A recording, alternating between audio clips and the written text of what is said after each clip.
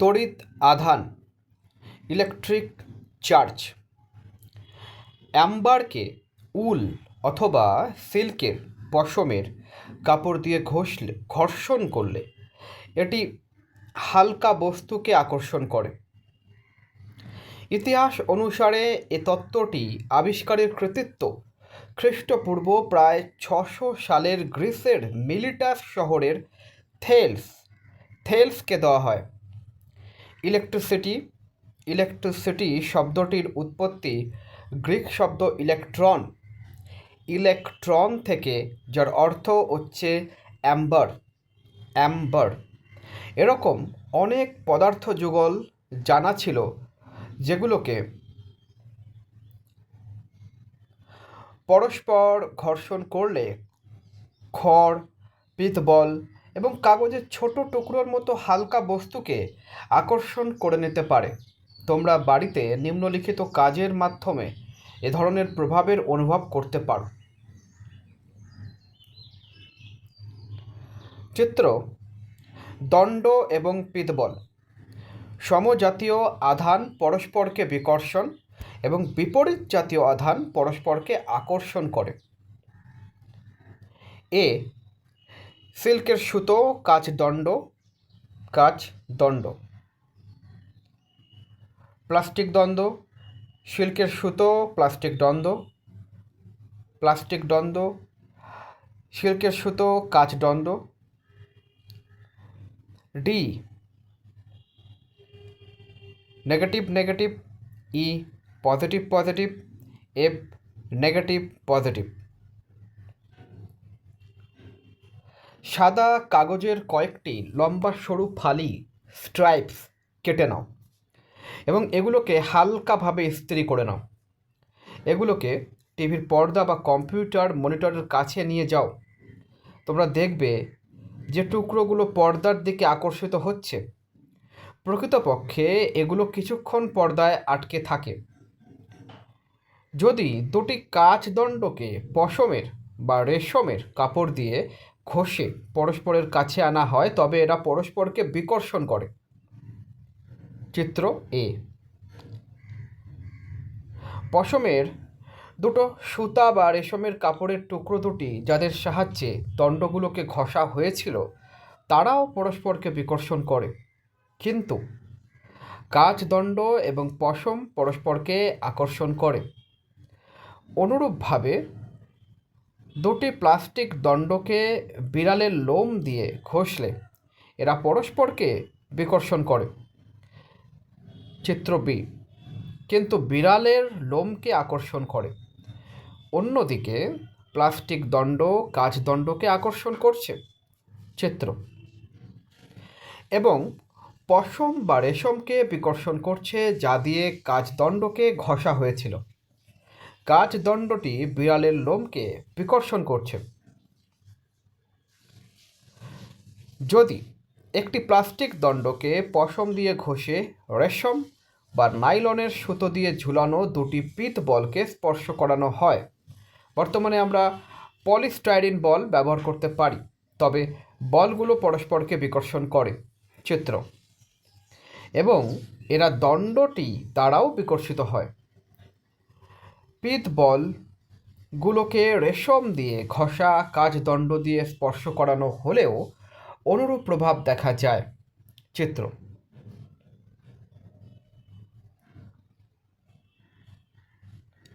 একটি নাটকীয় পর্যবেক্ষণ হলো এই যে কাচ দণ্ড দ্বারা স্পর্শ করানো একটি পিত বল প্লাস্টিক দণ্ড দ্বারা স্পর্শ করানো অন্য একটি পিত বলকে আকর্ষণ করছে। চিত্র।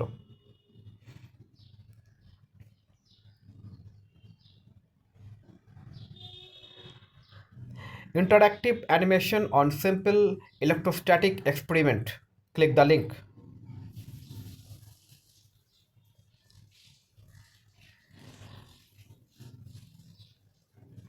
আপাত দৃষ্টিতে এসব সরল তথ্যগুলো বহু বৎসরের প্রচেষ্টা এবং সতর্কিত পরীক্ষা এবং এদের বিশ্লেষণ থেকে প্রতিষ্ঠিত। বিভিন্ন বিজ্ঞানীদের সযত্ন অধ্যয়নের পর এ ধারণায় উপনীত হওয়া গেছে যে মাত্র দু ধরনের সত্তা রয়েছে যাদের তড়িদাধান, ইলেকট্রিক চার্জ বলা হয়। আমরা বলি যে কাঁচ বা প্লাস্টিকের দণ্ড, রেশম, পশম এবং পিতবলগুলো তড়িদাহিত। ঘর্ষণের ফলে এগুলো তড়িতাধান লাভ করে। পিতবলের পরীক্ষা থেকে সিদ্ধান্ত নেওয়া যায় যে তড়িতাহিতকরণ, ইলেকট্রিফিকেশন দু ধরনের হয় এবং আমরা দেখতে পাই যে এক, সমজাতীয় আধান পরস্পরকে বিকর্ষণ করে এবং দুই, বিপরীত আধান পরস্পরকে আকর্ষণ করে। পরীক্ষায় এটাও প্রদর্শিত হয়েছে যে দণ্ডকে পিতবলে স্পর্শ করালে আধান দণ্ড থেকে পিতবলে স্থানান্তরিত হয়। এটা বলা হয় যে স্পর্শের সাহায্যে পিতবলগুলো তড়িতাহিত, ইলেকট্রিফাইড অর চার্জড হয়েছে। যে ধর্মটি দু ধরনের আধানকে পৃথক করে তাকে আধানের মেরুধর্মিতা, পোলারিটি বলে। রেশম বস্ত্র দিয়ে যখন একটি কাচদণ্ডকে ঘষা হয় তখন দণ্ডটি এক ধরনের আধান এবং রেশম বস্ত্রটি দ্বিতীয় ধরনের আধান অর্জন করে। এটি যে কোনো বস্তু জোড়ার জন্যই সত্য যে ঘর্ষণে এরা তড়িতাহিত হয়। এখন যে রেশমটি দিয়ে কাচদণ্ডকে ঘষা হয়েছিল সেটিকে দণ্ডটির স্পর্শে আনা হলে এরা পরস্পরকে আর আকর্ষণ করে না। এরা অন্য কোনো হালকা বস্তুকেও আকর্ষণ বা বিকর্ষণ করে না, যেমনটা আহিত অবস্থায় করত। এভাবে যখন আহিত বস্তুদের পরস্পরের স্পর্শে আনা হয় তখন এরা ঘর্ষণে অর্জিত আধান হারিয়ে ফেলে। এসব পর্যবেক্ষণ থেকে তোমরা কী সিদ্ধান্তে নিতে পারো? এটি বোঝায় যে বস্তুগুলো দ্বারা অর্জিত বিপরীত আধানগুলো পরস্পরের প্রভাবকে প্রশমিত বা নাকচ করে দেয়। এজন্যই আমেরিকান বিজ্ঞানী বেঞ্জামিন ফ্রাঙ্কলিন আধানগুলোকে ধনাত্মক এবং ঋণাত্মক হিসেবে নামাঙ্কিত করেন। আমরা জানি যে একটি ধনাত্মক সংখ্যাকে সমমানের একটি ঋণাত্মক সংখ্যার সঙ্গে যোগফল করা হলে যোগফলটি 0 হয়। এটিই আধানগুলোর ধনাত্মক এবং ঋণাত্মক নামকরণের তত্ত্ব হতে পারে। প্রচলিত রীতি অনুযায়ী কাচদণ্ডের বা বেড়ালের লোমের আধানকে ধনাত্মক এবং প্লাস্টিক বা রেশমের আধানকে ঋণাত্মক হিসেবে ধরা হয়। একটি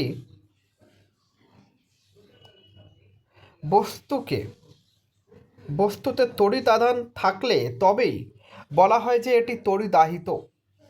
এটিতে কোনো আধান না থাকলে তবে একে তড়িৎ নিরপেক্ষ বলা হয়। তড়িৎ এবং চৌম্বকত্বের সমন্বয়। প্রাচীনকালে তড়িৎ এবং চৌম্বকত্বকে পৃথক বিষয় হিসেবে বিবেচনা করা হতো। তড়িৎবিদ্যায় কাচদণ্ড, বেড়ালের লোম, ব্যাটারি, বিদ্যুৎ ঝলক প্রভৃতির আধান সম্পর্কিত বিষয় নিয়ে, অন্যদিকে চৌম্বকত্ব, চুম্বক, লোহার কুচি, কম্পাস শলাকা প্রভৃতির পারস্পরিক ক্রিয়া নিয়ে আলোচিত হতো। 1820 খ্রিস্টাব্দের ড্যানিশ বিজ্ঞানী ওরস্টেড দেখেন যে একটি কম্পাস শলাকার কাছে একটি পরিবাহী তার রেখে এর মধ্য দিয়ে তড়িৎ প্রবাহিত করালে শলাকাটির বিক্ষেপ হয়। অ্যাম্পিয়ার এবং ফ্যারাডে এই পর্যবেক্ষণকে এই বলে সমর্থন করেন যে গতিশীল তড়িতাধান চৌম্বক ক্ষেত্র সৃষ্টি করে এবং গতিশীল চুম্বক তড়িৎ সৃষ্টি করে। তড়িৎ এবং চৌম্বকত্বের সমন্বয় সাধনটি সম্ভব হয়েছিল যখন স্কটিশ পদার্থবিদ ম্যাক্সওয়েল এবং ডাচ পদার্থবিদ লরেঞ্জ এক তত্ত্ব উপস্থাপন করে দেখান যে এই দুটি বিষয় পরস্পরের উপর নির্ভরশীল। একে তড়িৎ চুম্বকীয় ক্ষেত্র বলে। আমাদের চারপাশে ঘটমান অধিকাংশ বিষয়গুলোকে তড়িৎ চুম্বকত্বের আলোকে বর্ণনা করা যায়। বস্তুত ঘর্ষণ, পদার্থ সংবদ্ধকারী পরমাণুগুলোর মধ্যে ক্রিয়াশীল রাসায়নিক বল, এমনকি সজীব জীবকোষে ঘটমান প্রক্রিয়াগুলোর ব্যাখ্যাকারী বলের মতো যেসব বল নিয়ে আমরা ভাবতে পারি তাদের প্রত্যেকটির মূলেই রয়েছে তড়িৎ চুম্বকীয় বল। প্রকৃতির মৌলিক বলগুলোর একটি হলো তড়িৎ চুম্বকীয় বল। বলবিজ্ঞানে নিউটনের গতীয় সমীকরণগুলো এবং মহাকর্ষ সূত্র যে ভূমিকা পালন করে, সনাতন তড়িৎচুম্বকত্বে ক্লাসিক্যাল ইলেকট্রোম্যাগনেটিজম ম্যাক্সওয়েলের দেওয়া 4টি সমীকরণ একই ভূমিকা পালন করে। তিনি আরও যুক্তি দেন যে আলোর প্রকৃতি তড়িৎচুম্বকীয় এবং এর বেগ কেবল তড়িৎ এবং চুম্বকীয় পরিমাপের দ্বারা পাওয়া যেতে পারে। তিনি দাবি করেন যে আলোকীয় বিজ্ঞান তড়িৎ এবং চুম্বকত্বের সঙ্গে ঘনিষ্ঠভাবে সম্পর্কযুক্ত। তড়িৎ এবং চুম্বকত্বের বিজ্ঞান হল আধুনিক প্রায়োগিক সভ্যতার মূল ভিত্তি। তড়িৎ শক্তি, টেলিযোগাযোগ ব্যবস্থা, রেডিও এবং টেলিভিশন এবং প্রাত্যহিক জীবনে ব্যবহৃত বিস্তৃত বৈচিত্র্য যন্ত্রপাতি সমূহ এ বিজ্ঞানের নীতির ওপর ভিত্তি করেই তৈরি হয়। যদিও গতিশীল আহিত কণা তড়িৎ এবং চৌম্বকীয় উভয় প্রকার বল প্রয়োগ করে, তবে যে নির্দেশতন্ত্র সব আধানগুলো স্থির রয়েছে, সেক্ষেত্রে প্রযুক্ত বলসমূহ কেবলমাত্র তড়িৎ বল হয়। তোমরা জানো যে মহাকর্ষ বল একটি দূরপাল্লার লং রেঞ্জ বল। পরস্পর ক্রিয়াশীল কণাগুলির ভেতর দূরত্ব খুব বেশি হলেও এর প্রভাব অনুভব করা যায়, কারণ বল পরস্পর ক্রিয়াশীল বস্তুগুলোর মধ্যবর্তী দূরত্বের বর্গের ব্যস্তানুপাতে হ্রাস পায়। এই অধ্যায়ে আমরা শিখব যে তড়িৎ বলও ব্যাপক হয় এবং বাস্তবিক পক্ষে মহাকর্ষীয় বলের মানের তুলনায় অনেক গুণ 10-এর ঘাতে বেশি শক্তিশালী। একাদশ শ্রেণীর পদার্থবিদ্যার পাঠ্যপুস্তকের প্রথম অধ্যায়ে দ্রষ্টব্য। একটি বস্তুতে আধানের অস্তিত্ব নির্ণয়ের জন্য একটি সরল যন্ত্র হল স্বর্ণপত্র তড়িৎবীক্ষণ যন্ত্র। চিত্র: এটিতে একটি ধাতব দণ্ড উল্লম্বভাবে একটি বাক্সে বসানো থাকে এবং দণ্ডটি নিচের প্রান্তে দুটি পাতলা সোনার পাত লাগানো থাকে। যখন একটি আহিত বস্তুকে দণ্ডটির শীর্ষে অবস্থিত ধাতব টুপিকে নব স্পর্শ করা হয়, তখন পাত্র দুটিতে আধান প্রবাহিত হয় এবং এরা বিস্ফোরিত হয়। বিস্ফোরণের পরিমাণের সাহায্যে আধানের পরিমাণ নির্দেশিত হয়।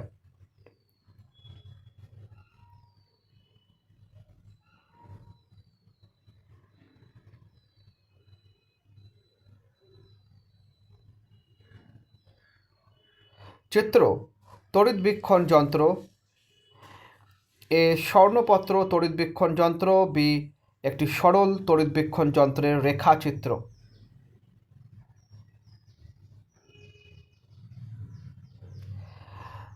ধাতব টুপি, ধাতব দণ্ড, রাবার, স্বর্ণপত্র, কাচের জানালা।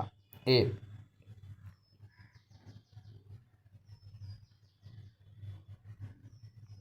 তোমরা নিম্নলিখিত পদ্ধতি অনুসারে একটি সরল তড়িৎবীক্ষণ যন্ত্র তৈরি করতে পারো। চিত্র: পর্দা ঝোলানোর একটি পাতলা অ্যালুমিনিয়ামের দণ্ড নাও, যার দুই প্রান্তে বল যুক্ত রয়েছে।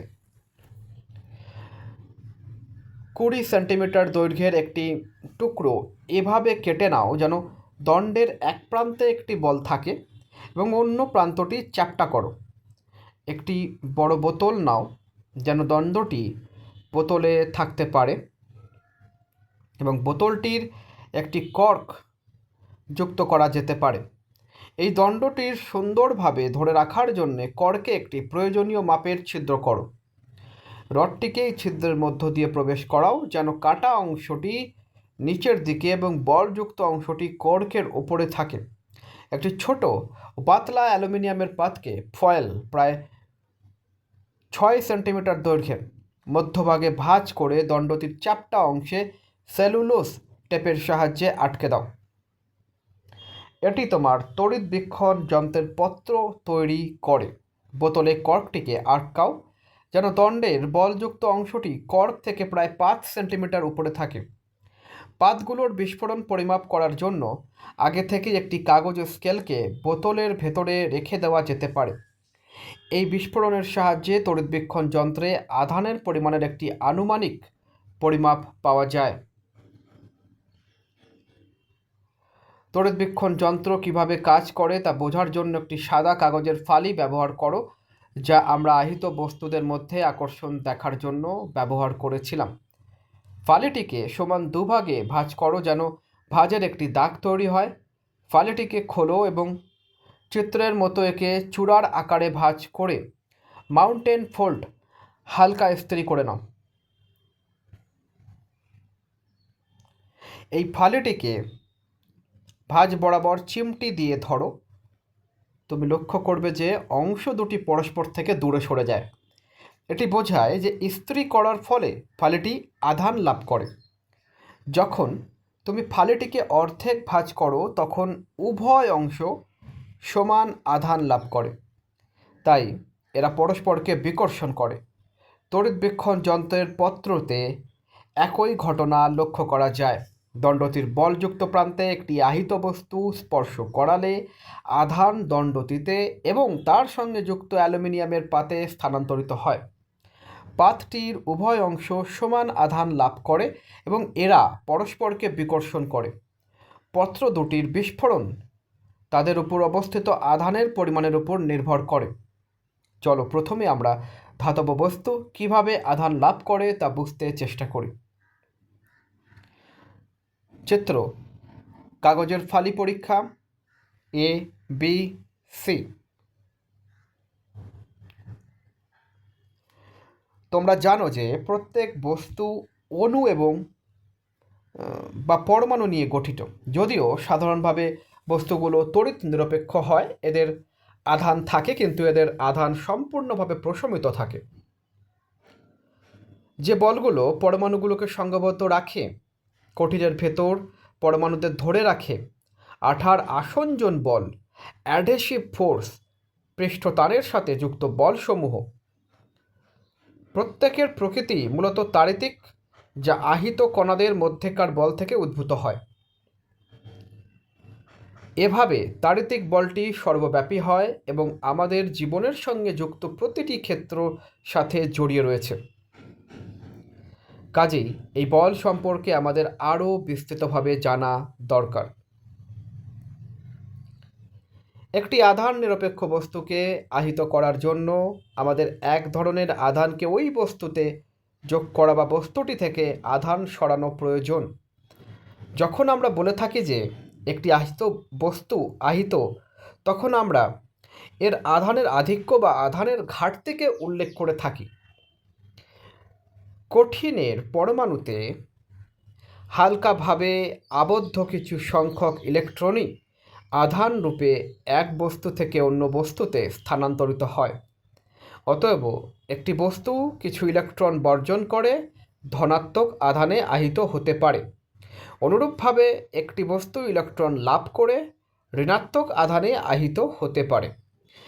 একটি কাচের দণ্ডকে সিল্ক দ্বারা ঘষলে দণ্ডটি থেকে কিছু ইলেকট্রন সিল্কের কাপড়ে স্থানান্তরিত হয়ে যায়।